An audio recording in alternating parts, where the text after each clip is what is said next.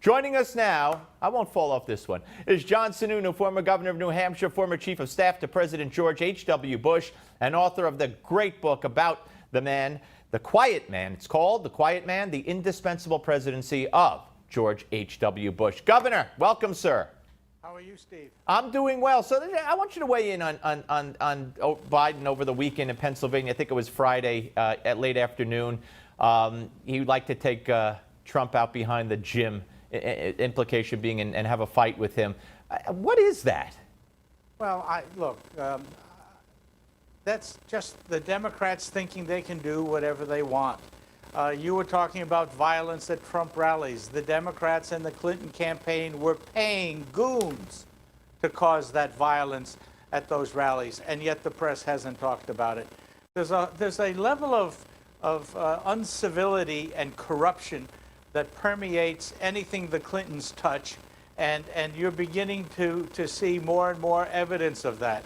The Wall Street Journal today talked about the wife of the deputy director of the FBI that was involved in the examination of the server problem, having received around $500,000 from Terry McAuliffe, another Clinton goon, for her campaign, while her husband was at the FBI, is at the FBI and was part and now of the Clinton investigation.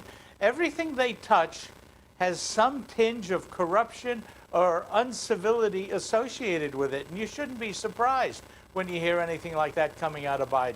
No, and you're referring to Terry McAuliffe's PAC giving money to Dr. Jill McCabe's Senate campaign, and that was in Virginia, and the Democratic Party of Virginia gave her another $200,000, and her husband is Andrew McCabe, the FBI's deputy director who was involved in investigating Clinton. How much more could it stink? Well, let me tell you how much it really stinks. When you look at her statement says, nothing except my husband wasn't involved in my campaign. She doesn't even deny that her receiving money could have influenced her husband. Yeah. That's how much it stinks. Yeah, it's outrageous. All right, let me ask you about the polls. First, the national polls with regard to the presidency, and then I got a little Senate race taking place in your state I want to ask you about. You know, you got to ask me about the governor. And the governors, of course, your son. I know, I will. But I want to ask you this. The polls. The ABC poll over the weekend, 12 points, but you see that they only have 20-some-odd percent of Republicans. They have 9% more Democrats represented in that poll than they do Republicans, and that's not an accurate accounting. They did it also in another poll a couple of weeks back, Wall Street Journal, NBC, where they gave Hillary a 10-point lead or 8-point lead. Same kind of it's warped polling. And then we see emails come out from the Clinton campaign talking about how do we tilt the polls? How do we cheat on the sampling? So, I mean, then you have the Investors Business Daily poll, which is even, the LA Times poll, which is even, the Rasmussen poll, which is basically even. So which polls do you believe? I don't believe any of them. And I'll tell you why, especially in this election. First of all, you touch on the Podesta email, again, the culture of corruption. But in terms of the polls, nobody has any idea what the turnout equation is going to be. And you made a little reference to state elections. I think what you are seeing within the states is an aggressive, by the Republicans, an aggressive get-out-the-vote campaign, because they are trying to protect the down ballot. But they're also hoping to get the folks to come out and vote for the top of the ticket as well. So what actually happens in 2 weeks, nobody knows. Not the pollsters, and frankly, those of us who have been in this game a long time, I'm the first to admit, I don't even know.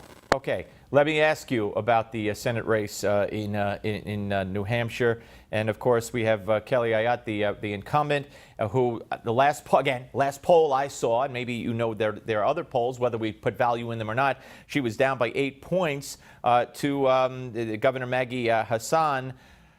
Today, Kelly Ayotte was saying it was a mistake for her to ever say that Donald Trump was a role model. So I'm sure they're using all that stuff against her. What does that race look like? Look, that was another garbage poll out of UNH. I think Kelly is probably up 2 or 3. I think my son is probably up 2 or 3. I think Donald Trump is probably down 3 or 4 at this point in the race.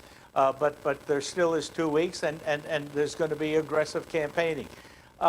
there is a strong effort to make sure that the Republican Party votes as a Republican ticket here in New Hampshire, and I think it's going to have good results. In Naples, Florida, Donald Trump began to do the right thing, talking about how important it is to vote for the down-ballot candidates. He mentioned it 3 times. Mike Pence was here last week. I actually introduced him at a rally, and he, a couple of times, said folks had to vote for Kelly Ayotte, and folks had to vote for Chris Sununu running for governor.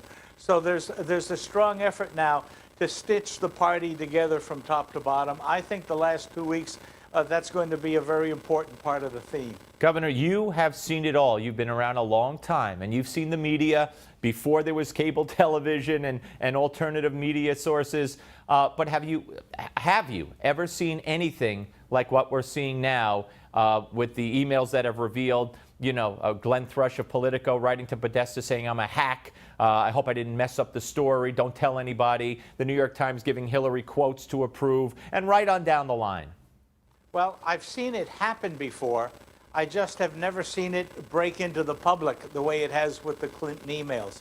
There's no question that over the last quarter century, the liberal media has been aggressively in the tank for the Clintons and the Democratic Party.